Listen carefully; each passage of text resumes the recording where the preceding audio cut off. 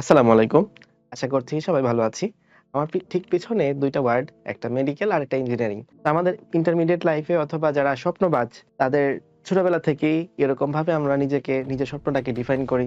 Medical, engineering এরকম ভাবেই ভাগ করি। এর বাইরেও ব্যতিক্রম আছে। আইবিএ তে অনেকে যায়, আর্মিতে অনেকে যায়। তো এরকম কিছু ফিক্সড কিছু বিষয় ছাড়া বেশিরভাগের ক্ষেত্রেই একদম সূচনার স্বপ্নটা হয় এরকম কেন্দ্রিকই। যে হয় ডাক্তার হবো অথবা ইঞ্জিনিয়ার হবো। এখন আমাদের যেহেতু একটু বড় হইছি, এখন একটু বুঝে শুনে ডিসিশন নিতে হবে। না আসলে আমার জন্য কোনটা বেশি সুইট করে। আমার জন্য কোনটা বেশি সুইচেবল।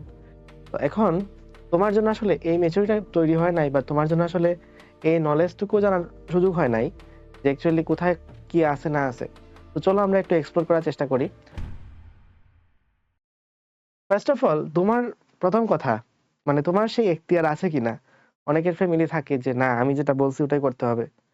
তো আগে একটু দেখতে হবে যে নিচের এখতিয়ার আছে কিনা। যদি না থাকে তাহলে তো আসলে কিছু করার নাই। ফ্যামিলিকে একটু বোঝানোর চেষ্টা করতে হবে যে না আমার এটার মধ্যে প্যাশন আছে বা আমি আসলে এই জিনিসটা করতে চাই। তবে অবশ্যই মানে ফ্যামিলির সাথে ম্যাচ করে এরকম ভাবেই যদি হয়ে যায় অ্যাডজাস্ট করে তাহলে জিনিসটা একটু ভালো হয় আরকি। এখন হতে পারে তুমি তোমার ফ্যামিলিকে ম্যানিপুলেট করতেছো যে না এটা ভালো।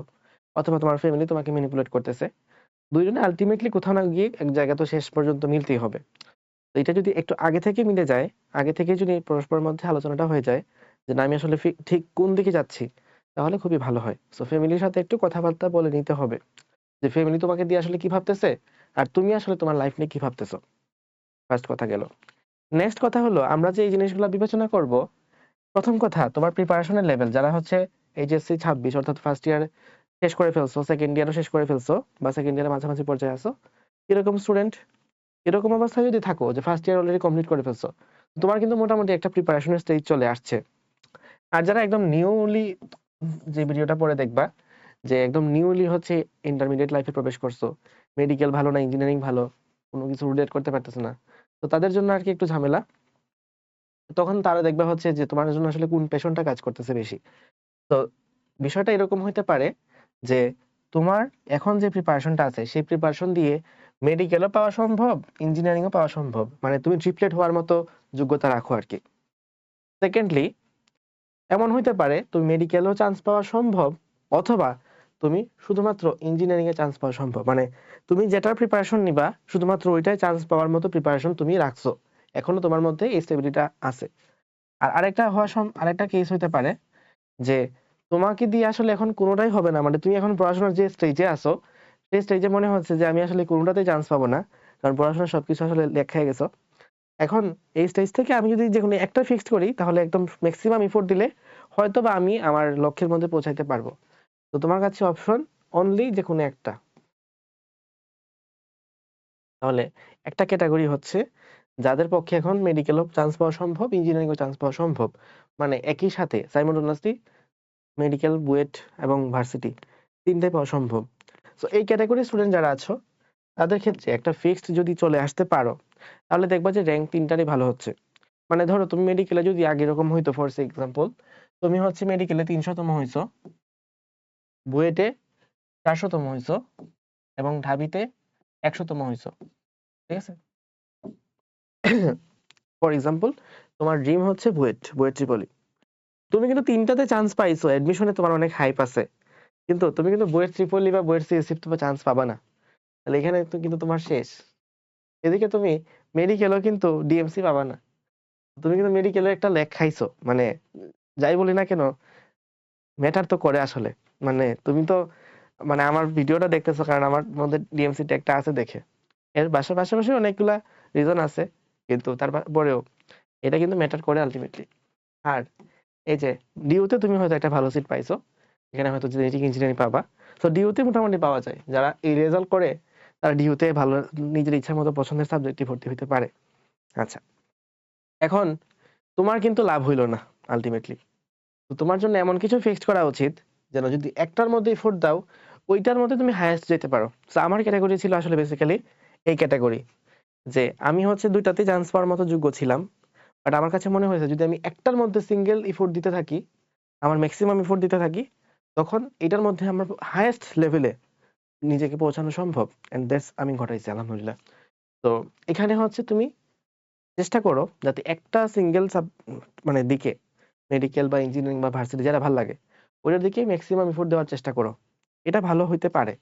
আবার অনেকে আছে না আমি সব জায়গাতে চান্স পাই, এটা আমার জন্য ভালো, আমার কোনো সাবজেক্টের চয়েস নাই, কোনো মেডিকেলের বেলায় নাই, আমি ইচ্ছা মতো ভর্তি পরীক্ষা দিই। তো তুমি একটার মধ্যে প্রিপারেশন নিয়ে বাকিগুলোতে ভর্তি পরীক্ষা দিতে পারো, চান্স পাইলেও পেয়ে যেতে পারো, কিন্তু প্রিপারেশনটা যেন একটা কেন্দ্রিকে থাকে। এটার মধ্যে মানে ধরো মেডিকেল প্রিপারেশন নিচ্ছ আবার ম্যাথ করতেছো, তোমার তো দরকার নাই। তুমি যে প্রিপারেশন নিচ্ছ মানে তুমি তো নিজেকে ওই লেভেলের নিয়ে গেছো আগে, যাতে তোমার ম্যাথ করা না লাগে। তুমি ম্যাথটা স্কিপই করতে পারো। বুয়েট প্রিপারেশন নিচ্ছ, বায়োলজি পড়ার তো দরকার নাই। তুমি বুয়েটের মতো চান্স পাওয়ার মতো, বুয়েটে টপ করার মতো প্রিপারেশনটাই নাও। আচ্ছা, এটা হচ্ছে একদম খুব অল্প সংখ্যক মানুষের কথা, 0.5% মানুষ দেশের। এরপর আছে, এটা হচ্ছে আমাদের দেশের 7 থেকে 8% মানুষের কথা, যারা হলো যে কোনো একটাতে পড়লে চান্স পাইতে পারে। তো এরা হচ্ছে ভিডিওর বাকি অংশটুকু শুনবা। আর যারা 3 নাম্বার লেভেলে আছো তারা হচ্ছে তারাও ভিডিওর বাকিটুকু শুনবা। তবে তুমি যেটা প্রিপারেশন নিচ্ছ পাশাপাশি ভার্সিটিটা একটু নিয়ে রেখো। আর মেডিকেল না হলে তোমার দিন শেষে ভার্সিটি আসতে হবে। মেডিকেলের ব্যাকআপ কোনো সময় ইঞ্জিনিয়ারিং না, বা ইঞ্জিনিয়ারিং এর ব্যাকআপ মেডিকেল না, তোমার ব্যাকআপ হচ্ছে ভার্সিটি। এরা হচ্ছে আমাদের দেশে 93% মানুষ বা 90% মানুষ। ওকে, এখন তোমাকে একটু কথা বলি যে আমাদের মেডিকেল সেক্টরে অথবা ইঞ্জিনিয়ারিং সেক্টরে তোমার লাইফে কি কি ফেস করতে হতে পারে। ফর এক্সাম্পল, মেডিকেলে বেশ কিছু অসুবিধা আছে, আমি একটু মুছে ফেলি বা সরাই ফেলি।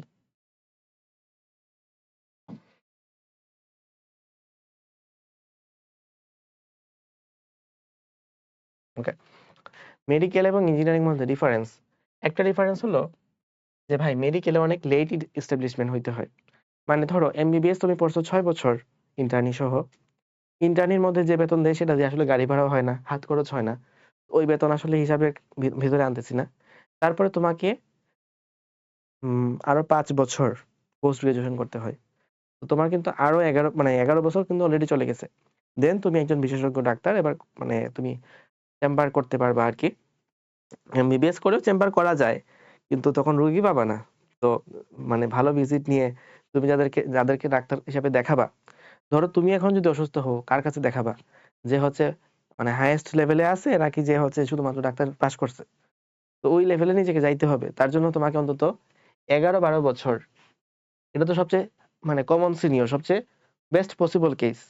এমন তো না যে প্রত্যেক পরীক্ষা পাস করবা, কিছু পরীক্ষা যদি ফেল করো তাহলে তো আরো সময় লাগবে বেশি। তো তোমাকে অন্তত 11-12 বছর ওয়েট করতে হবে তোমার আর্নিং এর জন্য। এটা কিন্তু মোটামুটি বেশ ভালোই প্যারা। তোমার ফ্যামিলি তোমাকে 11-12 বছর আরো ফাইন্যান্সিয়াল ব্যাকআপটা দিতে হবে। তো তোমার কিন্তু মেডিকেলে থাকলে ফাইন্যান্সিয়াল ব্যাকআপটা ইনশিওর করতে হবে। এখন তুমি যদি তোমার ফ্যামিলির একমাত্র আর্নিং মেম্বার হয়ে থাকো, যে তোমার ফ্যামিলিতে আর কেউ আর্ন করে না, সেক্ষেত্রে তোমার জন্য যথেষ্ট ঝামেলাই হবে, ফাইন্যান্সিয়াল ব্যাকআপটা লাগবে। ওকে, ইঞ্জিনিয়ারিং এ আবার তুলনামূলকভাবে ফাইন্যান্সিয়াল ব্যাকআপটা লাগে না, কারণ ইঞ্জিনিয়ারিং হইলে হয় তুমি বেকার হবা আর নয়তো অনেক ভালো টাকার লোক হবে। তো এখানে কেস ডিপেন্ড করে যে আর্ন করলে অনেক শুরু থেকে আর্ন করা যায়। আর্ন করলে যারা ধরো বুয়েটের এখন রিসেন্টলি হচ্ছে 24-25 ব্যাচের আছে, যদি কোডিং বা প্রোগ্রামিং ঠিক মতো পারে, তাহলে দেখবা যে অনেক ভালো কিছু করতেছে অথবা ওয়েবসাইট ডেভেলপ করতে পারতেছে। তো এরকম ভাবে যারা মানে ইফোর্ট দিছে তারা কিন্তু এখন থেকে আর্ন করা শুরু করছে। তো আর্নিংটা শুরু হয় অনেক ফাস্ট, আর্নিং অনেক শুরু থেকে শুরু থেকে। আর যারা মেডিকেলে আছে তাদের ক্ষেত্রে দেখা যায় যে এরা কখনো বেকার হয় না। মানে ধরো কোন ডাক্তার একেবারে বেকার হয়ে থাকে না যদি সে প্র্যাকটিস করে অন্তত। তো তোমার বেকার হওয়ার সুযোগ নাই, বেকার হওয়ার সম্ভাবনা শূন্য যদি তুমি পাস করতে পারো আর কি। আর ইঞ্জিনিয়ারিং এর ক্ষেত্রে বেকার হওয়ার চান্স অনেক বেশি, কারণ বাংলাদেশে আসলে ইঞ্জিনিয়ার হয়ে কেরিয়ার গঠন করা খুবই ডিফিকাল্ট। আচ্ছা, তাহলে বেকার হওয়ার চান্স একটা হাই। হয়তো তুমি অন্য কেসে হইতে পারো, কিন্তু ইঞ্জিনিয়ার হিসেবে তুমি চাকরি পাইতে গেলে মোটামুটি ভালোই সময় লাগবে, বা একটু ভালো এফোর্ট লাগবে আর কি, খুব বেশি সুযোগ তো নাই। এরপরে কথা, দেশের ভিতরে আসলে অপরচুনিটি কেমন। মেডিকেলের ক্ষেত্রে দেশের ভিতরে অপরচুনিটি বেশি, কিন্তু ইঞ্জিনিয়ারিং এর মধ্যে দেশের মধ্যে অপরচুনিটি নাই বললেই চলে, বা যে অপরচুনিটিটা আছে সেই অপরচুনিটি আসলে মানে তুমি তো আসলে বুয়েটে পড়তেছো সবচেয়ে মিনিমাম ইনকাম করার জন্য না, দেশের ম্যাক্সিমাম ক্যালিবারের স্টুডেন্ট তুমি যে বুয়েটে পড়তেছে, ওর লেভেলের যে ইনকাম সেই লেভেলের ইনকাম তো তাকে দেওয়া হয় না। তো দেশের মধ্যে তার আর্নিংটা আসলে খুবই নেরো। কিন্তু মেডিকেলের ক্ষেত্রে বিদেশ যাওয়াটা একটু টাফ, মানে তোমাকে বেশ পরীক্ষা দিতে হয়, অনেক কম্পিটিটিভ পরীক্ষা। তো এখানে একটু চান্স পাওয়াটা ডিফিকাল্ট। কিন্তু ইঞ্জিনিয়ারিং এর মধ্যে আবার বিদেশে যাওয়াটা সহজ। দেখবা যে তোমার বুয়েটের অর্ধেক মানে 50% এর বেশি মানুষ মানে একটা ব্যাচের মধ্যে দেখা যায় যে বিদেশ চলে যায় আফটার গ্রাজুয়েশন। তো এদের ক্ষেত্রে বিদেশের মধ্যে আর্নিং সোর্সটা অনেক বেশি, এবং ইনকামটা যদি বিদেশে ঠিক মতো যাইতে পারে, মানে ঠিক মতো অপরচুনিটিটা সে পায়, তো মেডিকেলে এক মাসে যা ইনকাম করে সে হচ্ছে মানে একদিনেই তা ইনকাম করার মতো সামর্থ্য রাখে। আবার ডিপেন্ড করে মেডিকেলে অনেক হাই, এই যে মানে যারা অনেক বড় ডাক্তার তারা আসলে অনেক ইনকামই করেন। তো ডিপেন্ড করে। এরপরে তুমি যদি সামাজিক গ্রহণযোগ্যতার কথা বলো, সামাজিক গ্রহণযোগ্যতার দিক থেকে তুমি যদি শহরে আসো তাহলে ইঞ্জিনিয়ারিং এবং মেডিকেল দুইটাকেই সমান গুরুত্ব দেওয়া হয়। আর তুমি যদি গ্রামে যাও, মেডিকেলের গুরুত্ব আসলে অনেক হাই, মানে গ্রামে তোমাকে অনেক সম্মান দেয়। কিন্তু ইঞ্জিনিয়ারিং এর ক্ষেত্রে তোমাকে গ্রামের মানুষ ওই জাস্ট যে ফোনের মধ্যে যে গান লোড করে ওরকম ইঞ্জিনিয়ার ভাবে, অথবা ট্রাক্টরের মধ্যে যে কি বলে তেল লোড করে ওরকম ইঞ্জিনিয়ার ভাবতে শুরু করে। তো অথবা বিল্ডিং বানায় এই টাইপের। তো গ্রামের মধ্যে তোমার আসলে সম্মানটা খুব বেশি থাকে না।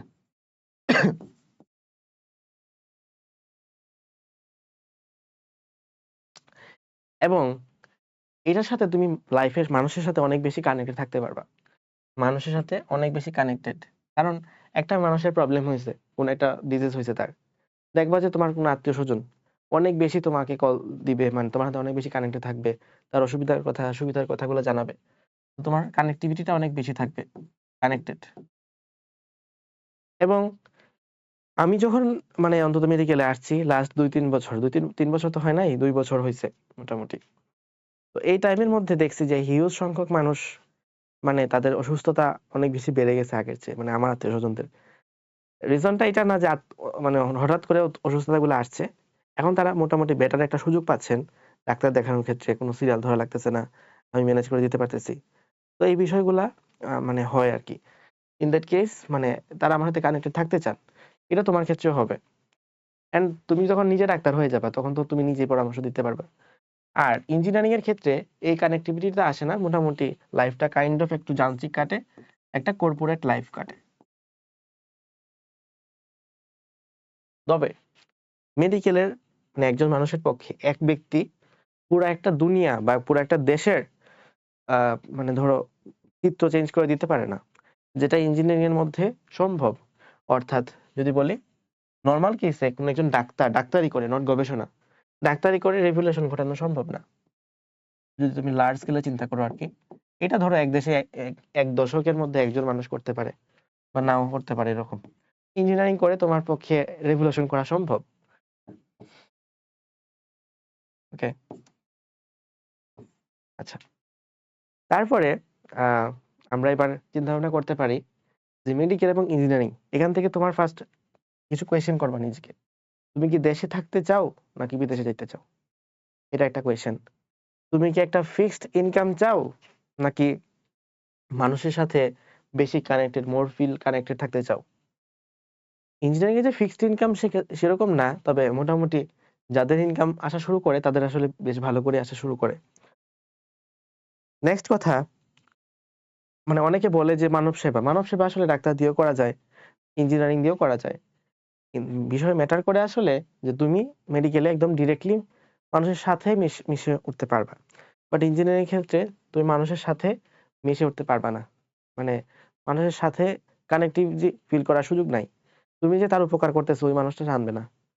যেমন যে ব্যক্তি এমআরআই মেশিন আবিষ্কার করছে, ওই লোক কিন্তু পৃথিবীর অনেক মানুষের লাইফের অনেক বড় ধরনের ইম্প্যাক্ট ফেলছে, বাট এটা কিন্তু ডাক্তার পারবে না।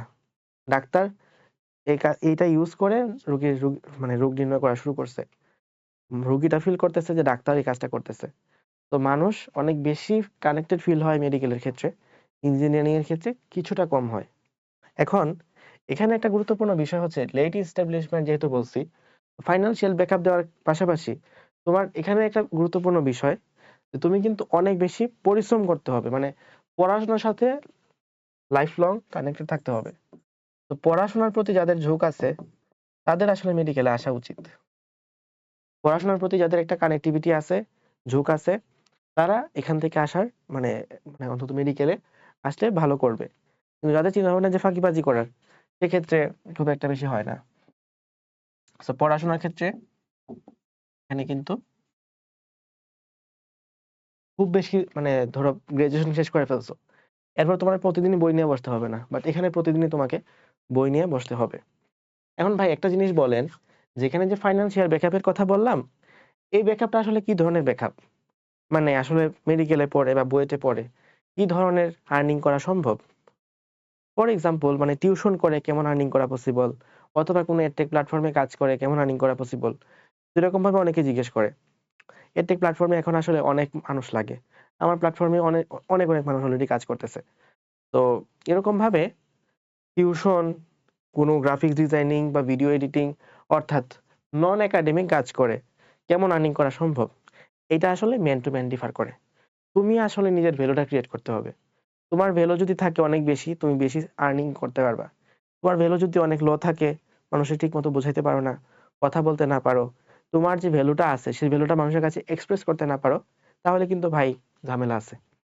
তো এই জিনিসটা আর কি মেনটেন করতে হবে আমাদের মেডিকেল এবং ইঞ্জিনিয়ারিং এর ক্ষেত্রে। দুইটার মধ্যে আর্নিং করার সুযোগ আছে। ইঞ্জিনিয়ারিং এ তোমার হয়তো প্রতিদিন বইটা নিয়ে পড়া লাগতেছে না, মানে ধরো মেডিকেলে প্রতিদিনই তোমার পড়তে হবে, হয়তো পড়াটা খুব বেশি না, কিন্তু প্রতিদিন একটা কনসিস্টেন্সি মেনটেন করতে হবে। বাট এখানে একটা সিটি থাকে বা টার্ম ফাইনাল থাকে, তখন পরীক্ষার আগ মুহূর্তে আইসা অনেক বেশি রেগুলার হইতে হয়, তখন একটা টানা এফোর্ট দিতে হয়। বেশ কয়েকদিন 15 দিন ধরে একদম টানা পুরা ফাটাই ফেলছি, এরপরে আবার ধরো 1 মাস গ্যাপ। কিন্তু এখানে তোমার ডেইলি পড়তে হবে, প্রতিদিন খুব বেশি পড়া না লাগলেও অন্তত ডেইলি তোমাকে 2-3 ঘন্টা মিনিমাম হলেও পড়তে হবে। তো এটা আর কি ম্যাটার করে। আশা করি তোমাদের সাথে বোঝাইতে পারছি। এখন ধরো কারোর মানে এত কিছু বোঝাবুঝি দরকার নাই। আমি হচ্ছে পড়াশোনার ক্ষেত্রে ধরো একাডেমিক এই মুহূর্তে এইচএসসি 27 ব্যাচের একটা স্টুডেন্ট বা 26 ব্যাচের একটা স্টুডেন্ট, সে আসলে কেমনে ফিল করবে? সে ফিল করতে পারে যে তার জন্য কোনটা বেশি সুইচেবল। লাইক তার হয়তো ফাইন্যান্সিয়াল ব্যাকআপও আছে, সে কানেক্টিভিটিও থাকতে চায়, তার এটাও লাগে এটাও লাগে, সবই লাগবে।